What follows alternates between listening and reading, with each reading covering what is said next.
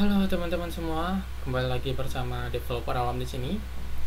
Di video kali ini kita akan melanjutkan tentang validation dari video kita yang sebelumnya. Di sebelumnya kita sudah mempelajari bagaimana membuat data validation, cukup menambahkan tag required di HTML, tapi itu nggak cukup karena terlalu riskan. Jadi kita menggunakan validation lagi di dalam controller. Jadi validationnya harus jadi validationnya double validation lah istilahnya ya. Datanya tidak boleh kosong nanti. Nah, di video ini kita akan mempelajari bagaimana membuat validation itu tidak di controller melainkan di request. Jadi kita membuat validation ini bukan di controller melainkan di request. Ini adalah validation yang disediakan oleh Laravel itu sendiri. Oke, bagaimana caranya? Teman-teman buka lagi projectnya yang sebelumnya. Kita buka controllernya. Kan sebelumnya kita membuat validationnya di controller. Nah, kali ini kita akan coba buat validationnya itu di request. Bagaimana caranya? Langsung aja. Pertama kita cukup membuat folder request. Caranya php make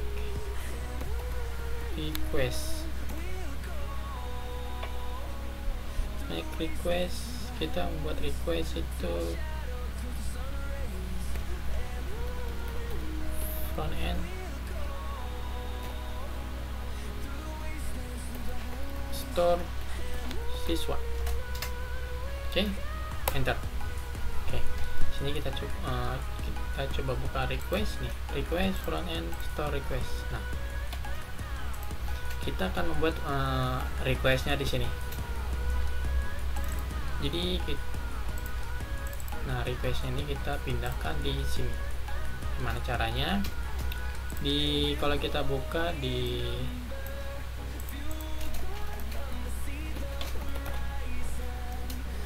Laravel documentation validation, pertama di controller. Nah, sini ada form request validation. Pertama kita buat request, membuat folder request. Kedua kita cukup di sini udah ada nih return rules-nya. Apa aja sih yang mau kita isi? Nah, kita cukup yang ini tadi nih. Ini kita copy. Ini kita komentari aja. Terus kita isi di sini. Nah, kayak gini. Setelah itu apa katanya? Tambahkan ini di controllernya.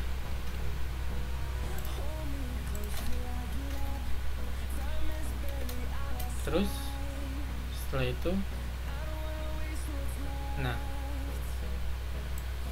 authorize-nya dirubah jadi true. Di sini masih false. True. Oke, sampai sini dulu. Kita coba submit. Validate does not exist. Oke. Ininya kita rubah. Jadi kita arahkan ke store siswa. Store siswa. Jangan lupa kita import. Use app buka request front end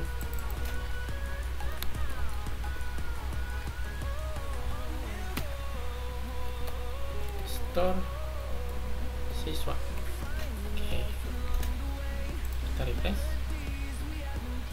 Kelas app request front end store siswa does not exist katanya. Coba kita cek lagi ya.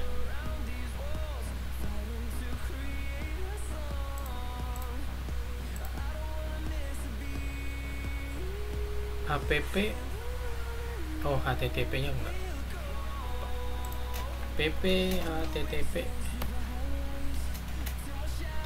request and store siswa. Oke, kita refresh lagi, sip, tuh hasil kan. Jadi kita cukup validationnya cukup segini aja di controllernya, biar nggak bengkak, biar nggak banyak. Validationnya cukup kita tambahin di sini,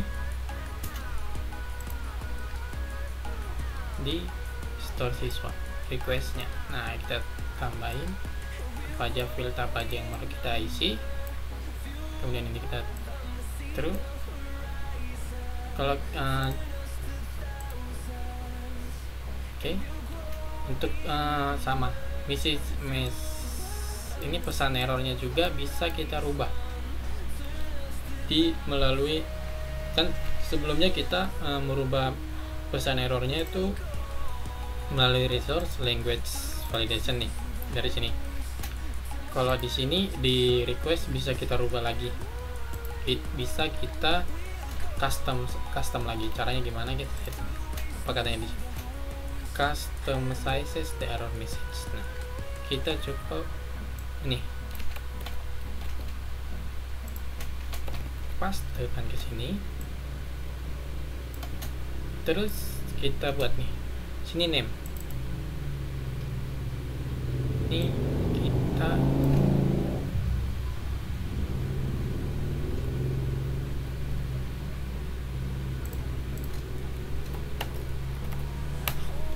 sini pertama tadi name, email,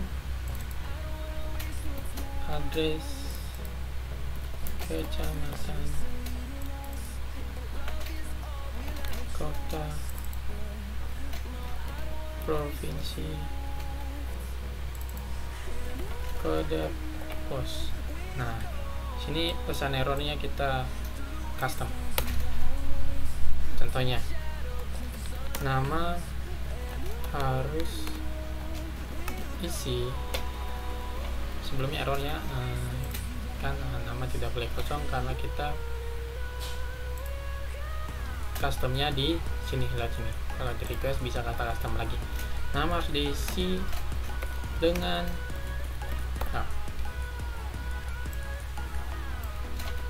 email harus aktif dan valid. Isi alamat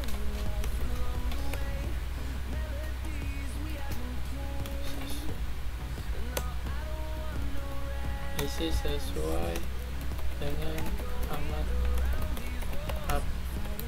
Anda.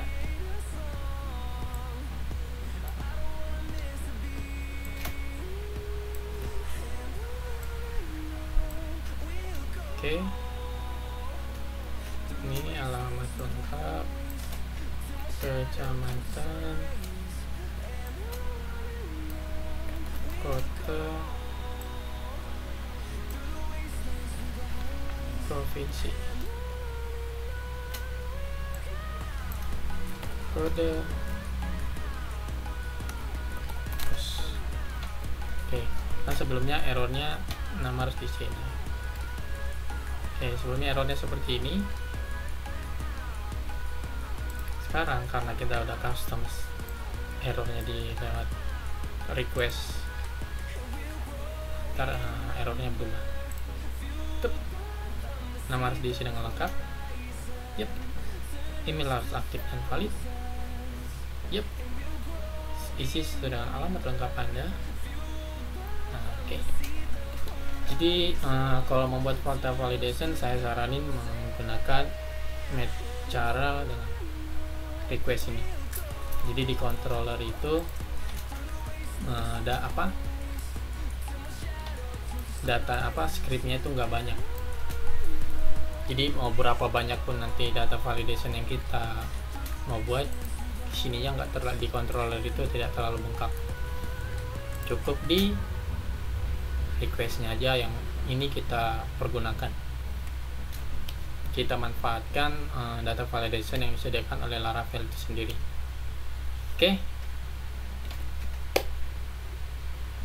Ya, itulah beberapa cara data validation yang disediakan oleh Laravel itu sendiri. Beda lagi, ada lagi sih cara lain, itu menggunakan pihak ketiga.